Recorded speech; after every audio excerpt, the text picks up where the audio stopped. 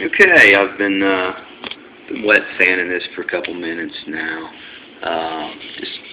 Just like as you can see, it's how you want to keep it wet. That way it doesn't cut into the wheel too much.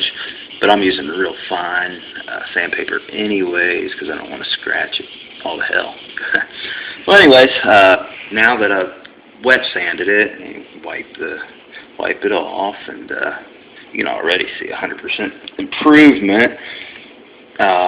It's not as shiny right there in that area as the high polish shine of the rest of the wheel, but just take a look at that Mother's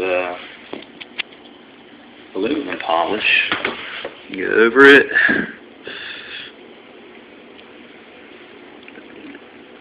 And this stuff just works wonders. Cleans it up really good. Just work that stuff in real good. Compress kind of hard.